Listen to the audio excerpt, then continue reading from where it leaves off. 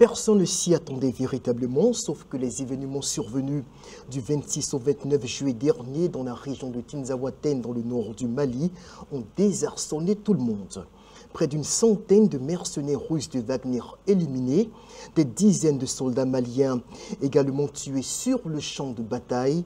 Bref, les chiffres fournis par la rébellion Touareg, soutenus par des images macabres, laissent perplexes quant à l'efficacité de l'expertise militaire de la Russie en Afrique.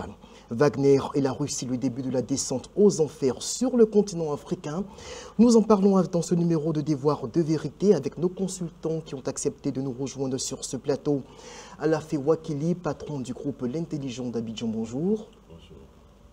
Jean-Richard Nguesson, journaliste et analyste politique, bonjour. Bonjour. Vous êtes toujours avec nous, vous êtes en tant qu'un habitué de Devoir de vérité. Et juste à côté de vous, Jean-Marc Kwame, expert en politique publique, bonjour également. Bonjour Raymond. Alors Geneviève Göttinger, patronne du groupe Image, nous apportera également sa contribution par une séquence vidéo qu'elle nous a envoyée depuis Paris.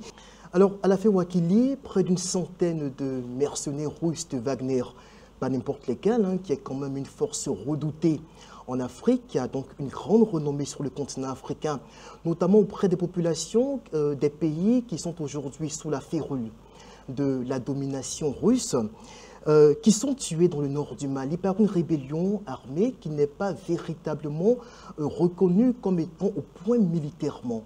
Qu'est-ce que cela vous inspire tout de suite comme réflexion à partir de ces événements-là qui ont eu lieu récemment à Tinzaouaten? La réflexion que ça inspire, c'est que c'est une force comme toute force, ce n'était pas une force invincible.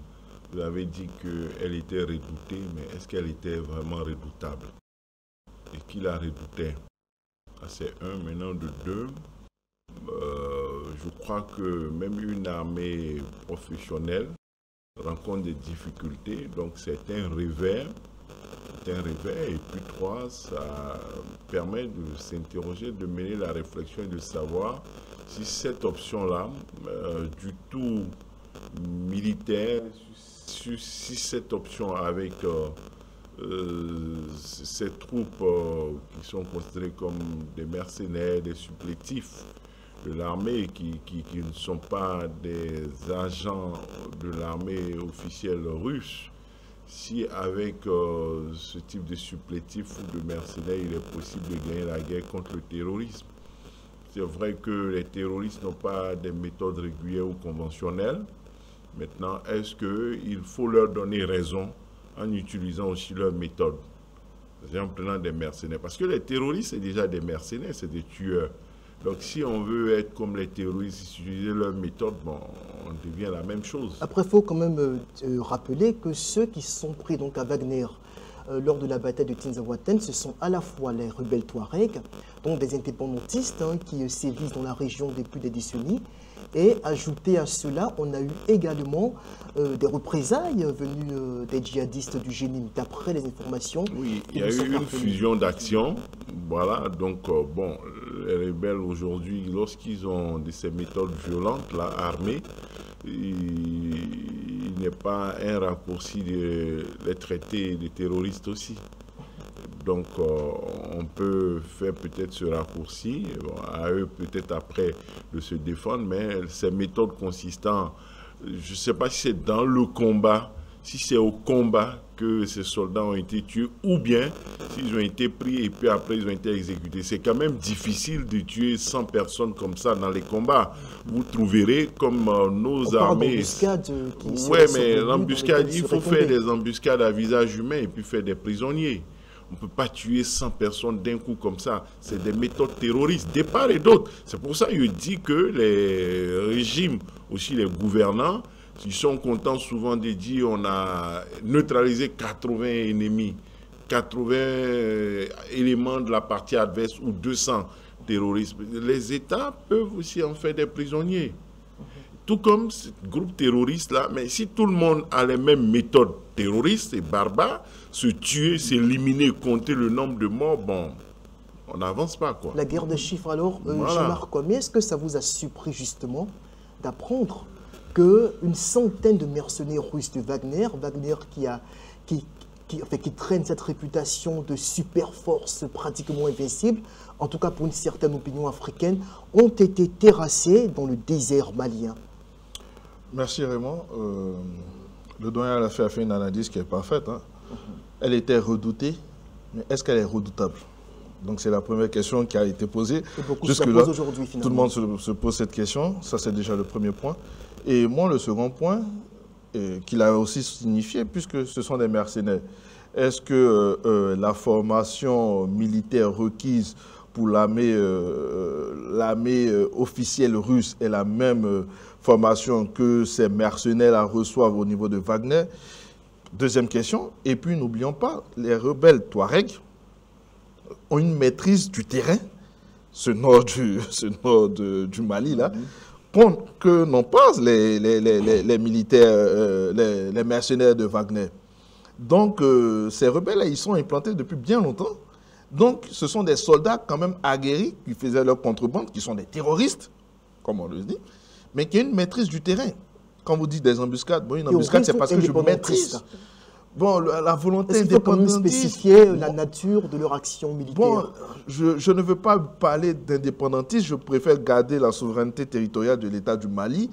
Je ne veux pas rentrer dans d'autres débats, indépendantistes et autres, mais nous tous, nous les qualifions de terroristes. Nous les qualifions d'organisation terroriste, cette organisation. Elle est qualifiée d'organisation terroriste. Et ils ont une véritable maîtrise du terrain que les soldats de Wagner n'ont pas réellement. Donc, cela qualifie en réalité le caractère de est-ce une force militaire redoutable? Bon, les chiffres viennent de nous montrer. Et puis après, n'oublions pas, nous sommes en guerre. Donc, en guerre, on peut perdre une bataille. Est-ce qu'on a perdu la guerre? Mais je rejoins un peu le doyen qui dit, est-ce que tout ça, ça sert à quelque chose? Qu'on s'entretue, mais malheureusement, c'est la guerre. Alors, justement, ça m'amène à vous demander, Jean-Richard Nguesson, l'opportunité pour les armées, enfin pour les États africains en situation de conflit, de faire recours à Wagner. Parce que Wagner sert aussi de force supplétive à l'armée russe en Ukraine, dans sa guerre contre le régime ukrainien. Et Wagner est aussi utilisé en Afrique sur d'autres théâtres d'opération. Après 3 ans de présence au Sahel, avec la débâcle que l'on a vue récemment à Tinzaouaten, est-ce qu'il est judicieux pour nos États en proie au terrorisme de faire recours à cette force-là? Je dirais oui et non. Et avant de répondre à cette question, vous avez parlé de descente aux enfers de Wagner. Est-ce que c'est une descente aux enfers? Je dirais également oui et non. Descente aux enfers parce que ça fait quelques années qu'ils sont présents au Mali. Vous l'avez dit, depuis 4 années. Ils commencent à maîtriser également le terrain malien. Depuis 3 ans, depuis 2021, comme avec l'arrivée au pouvoir de Goïta. Effectivement, mais il faut reconnaître que cette force a eu également des victoires, quoi qu'on dise. Quoi qu'on dise, Wagner a eu des victoires dans l'accompagnement du régime malien. C'est vrai qu'aujourd'hui, il perd une centaine de soldats. Mais c'est une force qui est, vous l'avez dit, qui était redoutée. Parce qu'on l'a retrouvée sur plusieurs champs de bataille, notamment en Syrie, dans l'accompagnement du président Assad. C'est une force qu'on a retrouvée en Centrafrique, au Soudan, dans plusieurs théâtres d'opération. Donc c'est une force qui est redoutée. Avec des résultats mitigés quand même en Syrie, même en Centrafrique. Hein. Mais n'empêche que cette force aura permis au régime du président Assad de rester au pouvoir, quoi qu'on dise. Et aujourd'hui, cette force permet au président Goïta et à certains chefs d'État, notamment le président Goïta, que ce soit le président Ibrahim Traoré, Tchani, de se maintenir au pouvoir.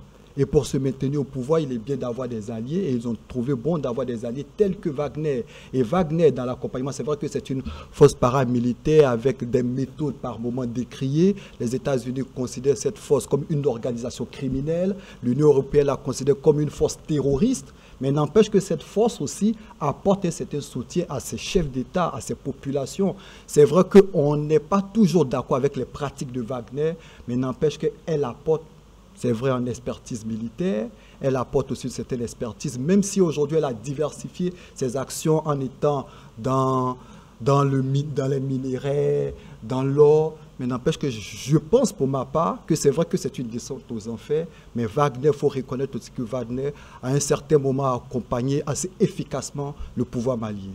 très bien. On va justement entendre l'avis de Geneviève Götzinger, donc présidente du groupe Imageux, sur la question dans cette vidéo qu'elle nous envoie depuis Paris. Tinzaouaten, c'est une débâcle pour les mercenaires de Wagner, rien d'autre. Une simple débâcle, des vidéos tragiques qui évidemment mettent à mal la crédibilité des mercenaires russes engagés sur le terrain au Sahel. Les images sont des images de choc, très dures d'ailleurs à voir. On voit tous ces hommes blancs qui jonchent le sol, on en voit un qui tente de se relever, qui lance des petites pierres sur les assaillants et qui finalement se fait tuer, se fait abattre comme ça. Donc la réputation de Wagner est naturellement remise en cause par ces vidéos extrêmement violentes. C'est quoi Wagner dans le mythe, si tant est qu'il y a un mythe Wagner? C'est des mercenaires soi-disant courageux qui seraient capables de se substituer et de faire mieux sur le terrain sahélien que les militaires de Barkhane. En fait, on voit que c'est pas du tout le cas, mais pas du tout. On voit que Wagner, c'est du low cost et que sans protection aérienne et que sans appui, sans capacité d'extraction, quand il se retrouve dans des conditions extrêmement difficiles comme celle-là, ben finalement, il n'y arrive pas. Donc la réputation de Wagner va en prendre un coup. Est-ce que ça va remettre en cause sa place en Afrique? Je n'en suis pas convaincue, parce que les juntes militaires semblent aujourd'hui engagées dans une espèce de course en avant absolument éperdue, en dépit des échecs sécuritaires flagrants depuis qu'elles sont au pouvoir. Et puis pour Bamako, c'est aussi une catastrophe en réalité, puisque la reprise de Kidal, c'était, en termes de sécurité, la seule chose que la junte pouvait mettre en avant comme réussite. Or là, c'est une catastrophe, encore une fois. Et puis la junte n'a jamais évoqué, elle a toujours réfuté la présence de Wagner aux côtés de ses soldats. Et là, les faits démontrent que c'est un énorme mensonge. Là encore, d'ailleurs, la junte n'a rendu hommage qu'à ses soldats des FAMA morts lors de l'assaut. Alors ça résume ce qu'est Wagner. Wagner, ce n'est rien d'autre qu'une garde prétorienne chargée d'assurer la sécurité personnelle de 3 juntes en échange de l'extraction de mines, du pillage de mines d'or, en l'occurrence au Mali. Alors très bien, là je pense qu'on a entendu Geneviève Götzinger. C'est vrai que le son n'était pas très bon, mais je retiens notamment 2 expressions, enfin 2 choses.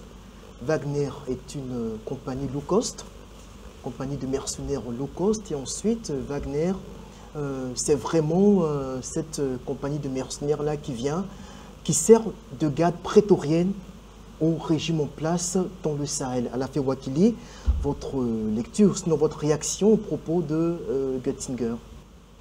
Bon, je crois que lui, en essayant de dire que Wagner a des bons points, c'est à peu près ce qu'il a dit, hein, puisqu'il dit qu'il permet au régime Assad de rester, il permet aux juntes de rester. Je pense que c'est ça leur mission, hein, faire leur sécurité dans les capitales et puis ne pas aller au-delà. Parce que après tout, Wagner dans ces pays est la preuve de l'échec des armées.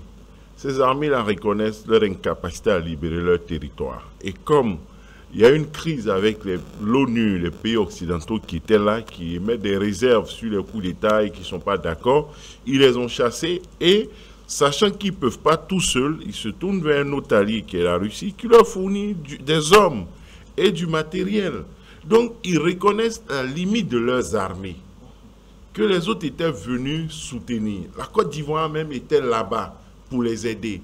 À un moment, ils disent on ne sert à rien, que tout le monde rentre. Parce qu'il y a des divergences. On dit que c'est des putschistes, ils ne sont pas d'accord. Donc, ils ont chassé tout le monde. Mais comme tout seuls, ils ne peuvent pas, ils ont toujours besoin de soutien.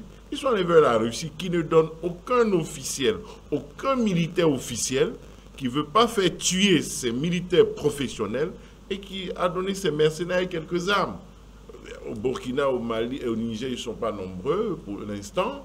Ils assurent peut-être la sécurité, ils font des conseils un peu, mais au Mali, ils étaient les plus nombreux. Mais 5-6 000 mercenaires face à 50 000 soldats maliens, ils vont faire quoi? Qu'est-ce qu'ils peuvent faire? Ils ne peuvent pas faire de miracle. C'était comme on l'a dit, 6 000. Ça ne suffit pas. Qu'est-ce qu'ils vont faire face aux groupes terroristes? Ils ont quelle expertise extraordinaire? Après, j'ai envie de vous demander justement, là, elle évoquait tout à l'heure la présence de Barkhane, le bilan de Barkhane qui, après près de 10 ans au Mali, enfin, beaucoup moins que ça quand même, je pense 7-8 ans de présence militaire au Mali, elle estime que Wagner ne fait pas forcément mieux que Barkhane. Mais pas du tout. Donnons-nous le temps, on verra si dans 6 ou 7 ans, la même période, ou dans 1 an ou 2, puisqu'ils ont un mandat, je ne sais pas, ils vont faire les élections quand, ils disent, je ne sais pas quand ils vont enfin faire les élections. Donnons-nous le temps pour voir si le Mali aura été débarrassé totalement du terrorisme par rapport à ce qui n'avait pas été fait par le passé. Qu'est-ce qui se passait avec Barkhane, avec l'ONU? C'est des armées professionnelles qui avançaient, qui étaient attaquées, mais qui n'ont pas vocation à aller massacrer des populations, qui n'ont pas vocation à aller tuer les terroristes en tant que tels, qui avançaient, qui protégeaient des espaces, qui essayaient d'agir de façon professionnelle et qui étaient tués. Les Ivoiriens ont été tués, des Français, des gens d'autres nationalités. C'est ça le problème avec les armées professionnelles. Ces militaires venus qui ne faisaient pas eux-mêmes le travail, qui comptaient sur d'autres pour faire le travail, bon, on trouvait en Wagner le moyen de faire le sale boulot pour eux, de faire le travail à leur place, tout en les sécurisant à Bamako. Je crois d'ailleurs que c'est une bonne chose que Barkhane soit parti, parce qu'ils sous-traitaient leur sécurité aux autres. La Côte d'Ivoire allait avec des gendarmes, des policiers, des militaires. C'est bon qu'eux-mêmes, ils fassent le travail pour lequel ils sont payés. C'est bien qu'au nom de leur souveraineté, les Maliens et les forces fassent eux-mêmes le travail. Parce que je pense que si les militaires maliens n'avaient pas Barkhane, n'avaient pas l'ONU, n'avaient pas ou autre, s'ils étaient eux-mêmes au front pour combattre le terrorisme, ils n'auraient pas eu le temps de venir à Bamako faire leur coup d'État. Ah oui, c'est parce qu'il y a des armées étrangères qui faisaient le sale boulot. Je pense que c'est une bonne chose que toutes ces armées-là soient parties, parce qu'on ne peut pas être dans un pays lutter contre les terroristes, se faire tuer, pendant que des militaires qui devaient être au front sont dans la capitale et viennent faire des coups d'État. C'était une aberration. Donc c'est bien que tout le monde soit rentré, qu'ils prennent leur pays, qu'ils se battent avec Wagner, et puis on verra ce que ça va donner, on fera le bilan le moment venu. Ah mais seulement là on parle... Allez-y, vous aviez... Pour aborder dans le même sens, ce qu'il dit est parfaitement juste, parce que Assimi Goïta, pour avoir lu son histoire, faisait partie des forces spéciales. Il était le colonel des forces spéciales, militaire au puits au combat. Ce qui est véritablement dommage aujourd'hui, c'est que c'est un militaire de métier qui connaît le terrain, mais force est de constater que depuis sa venue... Et qu'au nom de sa connaissance du terrain, tout comme son compère du Burkina Faso, a justifié son coup d'État. Effectivement. Et ce qui est dommage, fort malheureusement, c'est que les choses n'avancent pas dans le bon sens. C'est vrai que le Mali est un immense pays avec près d'1 million de kilomètres carrés. C'est un pays qui a connu beaucoup de situations difficiles, beaucoup de dictatures. Avec les indépendantistes Touareg aujourd'hui, depuis 2012, le pays traverse plusieurs crises. Mais n'empêche que ce qu'ils nous ont vendu au départ, ce n'est pas ce qu'on voit aujourd'hui. Assimi Goïta avait promis aux Maliens la sécurité, avait promis la récupération totale du territoire. Et quelques années plus tard, on ne voit rien et ça, c'est dommage. Jean-Marc Kwame, Wagner, une compagnie de mercenaires low cost en Ukraine, ils se font pratiquement broyer sur le front de l'Est. Bakhmout, près de 10 mois pour prendre une localité aussi restreinte que Bakhmout. Au Mali, les résultats sont très mitigés. Au Burkina Faso, bon, ben voilà, on ne les voit presque pas sur le terrain, là où l'armée se fait pratiquement décimer au quotidien. Quel est votre avis là-dessus? Ben, on dit toujours la même chose, hein. Compagnie low cost, compagnie économique, compagnie qui vient faire des chiffres, et maintenant compagnie qui diversifie ses activités. Quand on sait que le sous-sol malien est quand même riche, donc on saisit une opportunité de la guerre, et puis on cherche dans le sous-sol quelque chose qui pourrait nous intéresser.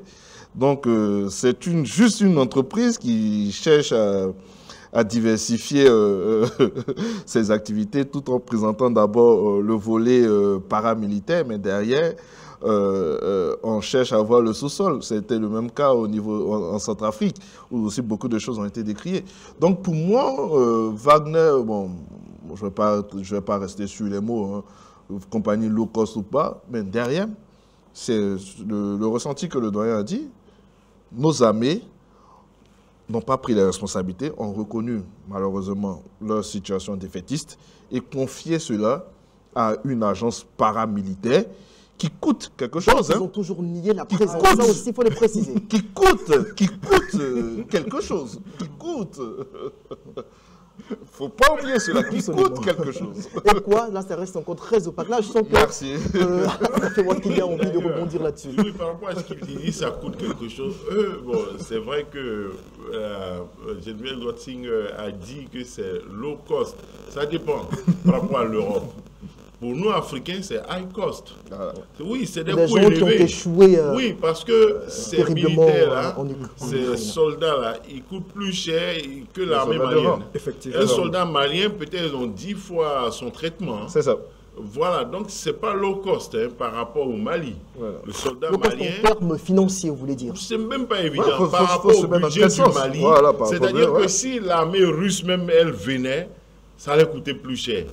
Donc, par rapport à cela, quand Wagner arrive, c'est low cost. Voilà. Mais, relativement au Mali, quand tu prends un soldat malien, son traitement, c'est qu'il gagne. Ses avantages, c'est le jour et la nuit par rapport à ce qu'un élément de Wagner gagne. Voilà. Dans le pays des souverainistes. Alors là, on vient donc à la dernière ligne droite de notre... C'est les Maliens qui devraient gagner mieux, ou plus que... Voilà. Mais pour chez les souverainistes, rapidement, avant qu'on ne passe... Il faut dire que par rapport à la bataille de Tizaouzet, il y a beaucoup de choses qui se disent. Certaines personnes estiment que le conflit ukraino s'est déporté en Afrique parce que beaucoup de choses se racontent. On a vu le responsable des renseignements au niveau de l'Ukraine. L'un des responsables. L'un des responsables qui a évoqué des faits. Il y a des rebelles qui ont évoqué d'autres faits. Donc il faut faire très attention à ce qui se passe. Il pourrait avoir collusion, peut-être, à votre sens entre... Il faut faire très attention à ce qui se passe aujourd'hui. Est-ce que ce conflit est en train de se déporter à nos portes? Je m'interroge. L'Ukraine qui pourchasse la Russie jusque dans les tréfonds du désert africain. Et là, on devrait se poser des questions maintenant, nous, Africains, à ce niveau. Oui, allez-y. On devrait se... Allez-y, on devrait se poser des questions. Voyez-vous, l'Ukraine aujourd'hui, ça pose un problème. Moi, j'ai lu la réaction de l'Ukraine. Le Mali, après le Niger, reproche à l'Ukraine de soutenir les terroristes. C'est pas normal, c'était de temps. Mais l'Ukraine répond quoi? Nous, on est victime de la Russie qui agit en terroriste. Vous l'avez soutenu, la Russie, vous ne l'avez pas soutenu. Il y a un problème déjà là. C'est-à-dire, vous, ce que vous nous reprochez de faire chez vous, c'est ce que la Russie a fait chez nous. Et vous soutenez la Russie dans ça. Ouvertement. Ouvertement. Vous dites que la Russie a le droit d'annexer l'Ukraine, de venir, de faire ses pratiques avec même Wagner terroriste, comme c'est votre allié, vous avez soutenu. Mais en réalité, les amis de mes ennemis sont mes ennemis. Donc depuis longtemps, l'Ukraine est un adversaire ou un ennemi du Mali. Bon, c'est devenu effectif et le Mali était un ennemi de l'Ukraine par son soutien à la Russie. La première intervention. Donc, on ne peut pas jouer l'indignation absolue en disant qu'ils soutiennent un État terroriste, eux-mêmes ils sont un État terroriste. Mais attends, la Russie est un pays banni. La Russie est un pays aussi qui n'a pas encore été considéré comme terroriste, mais qui a des pratiques qui violent le droit international et un certain nombre de choses. Encore que la Russie emploie Wagner sur le front. Donc, on ne peut pas continuer à jouer comme ça avec les notions de bien ou de mal et dire que non, chez nous, ce n'est pas tolérable, mais ailleurs, c'est tolérable. D'ailleurs, depuis le début, on avait essayé de faire ressortir la contradiction entre la posture souverainiste de ces pays africains et puis leur soutien à la Russie, dont le combat était aux antipodes de la question de souveraineté. Au-delà de sa volonté de puissance, de son propre impérialisme, la Russie n'avait aucune raison, objectif sécuritaire ou autre, d'envahir l'Ukraine. On peut refaire le débat. Aucune exigence sécuritaire ne s'y imposait en 2022. Alors justement, Jean-Marc Comé, je sens que vous avez envie de réagir. Je vous laisse rebondir là-dessus juste pour une minute peut-être, avant qu'on aborde donc le dernier point. Non, le doyen l'a très bien dit. Hein. L'a très bien dit. En termes de coûts financiers, ce que cela peut peser sur les économies de ces pays qui sont très vulnérables et rendus encore plus fragiles par la crise sécuritaire qui sévit au Sahel. Si vous voulez, on n'a pas véritablement de chiffres officiels du coût économique de la présence de Wagner, de la présence de Wagner sur le territoire malien. Mais comme le doyen a pu le dire, il y a bien évidemment la présence d'un élément de Wagner doit coûter 10 fois, ou bien qu'elle soit plus chère qu'un élément du FAMA. Et ça, ni les Maliens, ni les Burkinabés, ni les Nigériens n'ont le droit de le savoir. Mais la procédure, il faudrait savoir, c'est le même schéma, c'est le même modèle économique qui a toujours été utilisé. Aujourd'hui, le Mali, vous n'avez pas peut-être de sous pour nous payer. Nous, Wagner, on va venir. On vient avec les armes, on a su ce qu'on doit faire, ce qu'on va faire. Très bien, mais c'est une dette qui est en train d'être notée.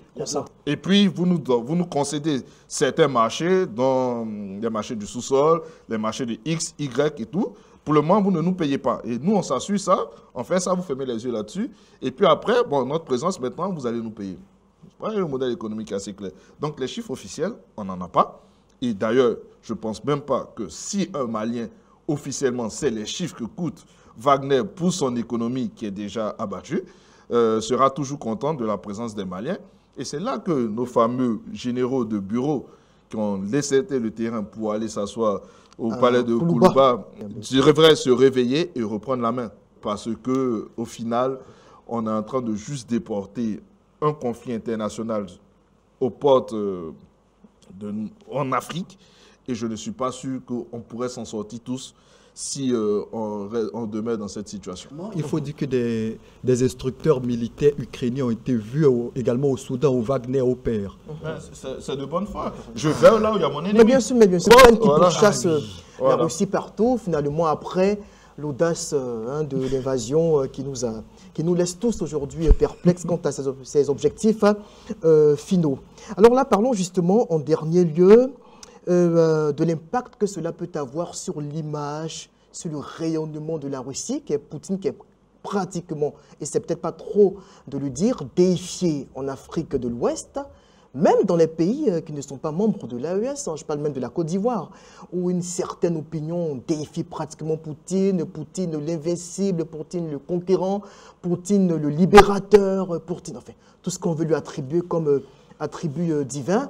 À la fin, Wakili, est-ce que cette débâcle-là et ces débâcles, ces déroutes qui s'enchaînent tant en Afrique qu'en Ukraine, ou même sur le territoire russe aujourd'hui à Koursk, à l'heure où nous parlons, l'Ukraine qui contrôle donc une vaste zone territoriale, et dans la zone de Koursk et à Belgorod, la première puissance nucléaire envahie depuis la Seconde Guerre mondiale. Ça aussi, voilà un autre record qui vient de battre la Russie, ce qui est formidable et inédit. Quand on voit tout ça, est-ce que cette succession de revers-là peut impacter l'image de la Russie et surtout de son chef en Afrique? Oui, l'image est déjà impactée. Bon, c'est vrai qu'il y a une guerre d'influence, il y a l'intox ou autre, il y a cette propagande qui fait qui donne comme résultat ce que vous avez dit. Il paraît populaire, il y a de la passion, c'est difficile de discuter. On voit des gens brandir le drapeau russe, ça et là. Au Nigeria récemment encore. Il n'y a pas grand-chose derrière. On a vu cette tentation aussi au Sénégal, mais après on a vu que la démocratie a triomphé au Sénégal et, comme a dit le Premier ministre Sonko à Bamako hier, les gens s'apprêtent à sortir de l'émotion, il faut sortir de l'émotion. C'est le temps peut-être du réalisme. Il faut arriver au réalisme, il faut, comme il a dit lui-même, sortir de l'émotion. C'est une expression que je n'aime pas trop employer, mais pour nous, depuis longtemps, qui estimons que Poutine avait une réputation surfaite, on n'est pas étonné. On peut laisser les autres, on peut prendre acte de leur admiration pour Poutine et la Russie. On peut les laisser espérer que la coopération avec Poutine et la Russie sera meilleure qu'avec la France ou les États-Unis. Les États-Unis ou le monde occidental global. Encore que la Chine est présente en Afrique depuis plusieurs années. Bon, je ne sais pas ce qu'elle a fait d'extraordinaire en dehors de ne pas se mêler de nos politiques, en dehors de se taire quand il y a la dictature, quand il n'y a pas la démocratie, tout, elle s'en fout. En dehors de cela, je ne sais pas ce qu'elle a apporté. Elle a construit des stades, des barrages, des routes, comme les autres. au même prix, aux mêmes conditions. Rien d'extraordinaire, pas de facilité particulière. mais l'Africain qui s'attend toujours à l'avènement au messianisme ou qui est victime... Voilà, elle ne fait pas de facilité particulière. Et sur la question, la Russie n'a pas été souvent présente par rapport à la Chine. Donc, l'image prend davantage un coup, mais il y a longtemps que l'image prend des coups. Et tout le monde prend des coups dans la volonté de l'Afrique de s'assumer. Il y a des batailles, il y a des tentatives, au-delà des coups d'État, il y a des affirmations comme au Sénégal. Mais nous, on est d'accord pour que cela se fasse dans un cadre démocratique. Au Sénégal, il y a eu leur débat. On a vu, on a pensé que le sentiment anti-français s'amplifiait. Mais on a vu Bassirou qui est déjà allé 2 fois en France. On le voit aller au Rwanda. Voilà, on voit Sonko tourner, aller au Rwanda. On voit les ministres sénégalais venir ici. Il y a le réalisme après. Mais le problème, le pragmatisme, le problème, ce qui pose problème, c'est ceux qui ont choisi la voie non démocratique, la voie des coups d'État. C'est avec ceux-là il y a des problèmes. Le populisme. Sinon, ouais, le populisme. Sinon, on peut faire toutes les critiques. Le président du Ghana à l'époque, on le dit, soumis à la France, mais il avait des postures souverainistes à un moment donné. Et tout le monde peut avoir des postures souverainistes, à condition que ça se fasse dans un cadre démocratique. Même si après, il est revenu sur Voilà, mais donc il faut sortir de ces redescendu de ces nuages. Pour moi, voilà, le problème, c'est les coups d'État, c'est le fait d'accéder au pouvoir par cette manière-là, que nous autres on recuse, et ça nous entraîne dans cette... avec les soutiens, les relais, ça nous entraîne dans cette fascination de la Chine, et non, de Poutine, de la Russie, de Poutine, parce que lui, il s'en fout. Quoi. Vous faites un putsch, bon, il est content, ça n'arrange pas les États-Unis, ça n'arrange pas la France, il est content, il se soucie peu de savoir si ça arrange le Mali, si ça arrange le Burkina, si ça arrange durablement le Niger, alors que lui-même, il fait des élections. Hein. Alors que lui-même, il fait des élections, il a des adversaires, il se débrouille. Lui qui se veut souverainiste, lui qui est anti-occidental, il accepte les élections chez lui. Il a des opposants, même s'il triche, il magouille à sa manière, il a des députés élus, il a des maires. C'est-à-dire, votre modèle, même en Chine, il y a des semblants d'élections. Au niveau du Parti communiste, on se réunit, il y a des choses. Mais vous, là, c'est que Poutine fait votre modèle, là. Vous dites non, c'est pas bon. Finalement, vous fonctionnez sur quoi? Mais attention, enfin, ils ne sont pas forcément très loin du modèle parce que quand on voit la communication qui est imposée aux populations de ces différents pays, lorsque un incident sécuritaire survient dans une partie de leur territoire, c'est le blackout total sur les médias publics. Quiconque en parle est passible de sanctions immédiates et systématiques. C'est la même chose en Russie où aujourd'hui, avec la personne communication infiltrée. On interdit aux mini-blogueurs justement de communiquer. C'est-à-dire qu'après les premières images de la destruction de convois militaires aujourd'hui, ne communiquaient absolument plus. Mais finalement, Poutine, par sa volonté de faire des élections plus ou moins au standard accepté, même s'il y a un peu de magouille dedans, apparaît vraiment plus fréquentable ou bien plus fin que ses élèves poutistes. Il est plus fin. En tout cas, ce sont des bons élèves qui vont s'acheter. Eux n'ont pas la capacité, ils ont peur même. Alors qu'ils se disent populaires, alors qu'ils disent le peuple adhère, ils ont peur d'assumer leur ambition, d'organiser des élections à leur manière qu'ils peuvent gagner. Ils interdisent les partis politiques. Poutine ne fait pas ça. Il emmène quelques opposants, les partis sont là, ils verrouillent. Mais eux, tout est verrouillé. Les gens, ils ne font même plus semblant. On a l'impression que les élèves sont devenus pires que le maître. Jean-Marc Comé, votre lecture justement sur ce point? Non, je suis entièrement d'accord. Et puis, pour revenir sur le mythe Poutine, moi, j'ai tout de tendance à dire sur ce plateau qu'en réalité, que ce soit Poutine, que ce soit Biden, que ce soit Macron, ou X, Y ou Z, ben, chacun pense à l'intérêt de son pays. Quand les Africains pensent, ou certains pays d'Afrique pensent au messianisme russe avec la libération de leur pays ou de leur économie en pensant à la Russie, j'ai toujours tendance à rappeler pour dire, ben, excusez-moi, où est-ce que Poutine était quand on assassinait Muammar Kadhafi? il s'est tué. À l'époque, ils s'entendaient. Voilà, il s'est bien tué. On a fait de sale boulot. Il a pris sa part de gâteau et puis c'est bon. Et quels sont ces pays qui souffrent de cela aujourd'hui? Ce sont ces mêmes pays. Pour revenir sur le cas libyen, qui est aujourd'hui l'allié premier du maréchal Haftar dans l'est de la Libye? Merci.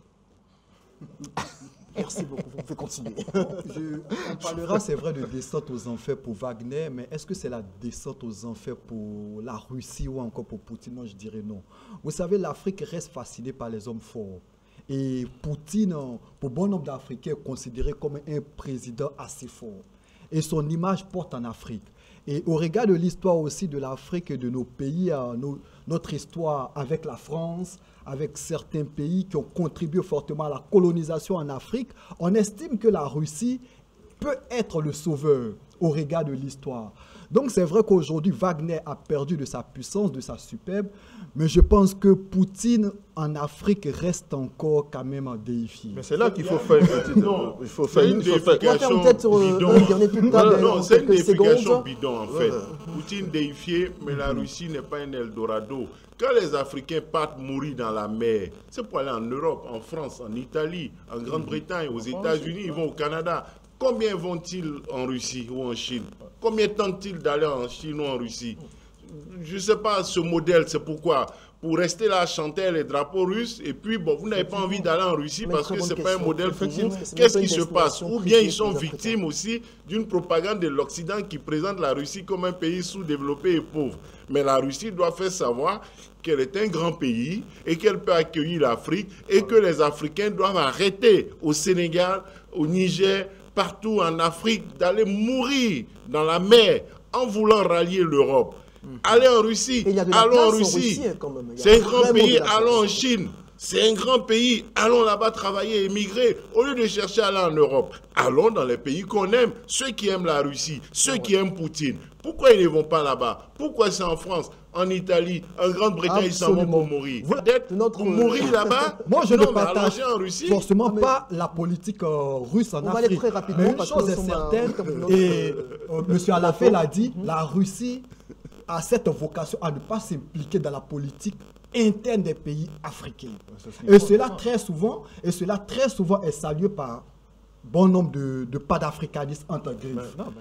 On l'a dit, au Burkina Faso, je reviens s'il vous plaît, que vous soyez élu démocratiquement ou pas, Poutine n'en a rien à foutre. Ça m'amène justement à vous poser cette question. Est-ce qu'on peut disculper la Russie des coups d'État qui surviennent dans nos différents États? Pas forcément. Moi, j'estime que la Russie fragilise la démocratie en Afrique en soutenant des régimes putschistes. Au-delà du soutien, est-ce qu'on peut la disculper même de la survenance de ces coups d'État militaires? Ah, là, ça sera difficile de répondre à cette question. Okay, mais n'empêche que, lorsqu'on observe de loin, la Russie, en aucun moment, ne s'ingère dans la politique interne de certains pays.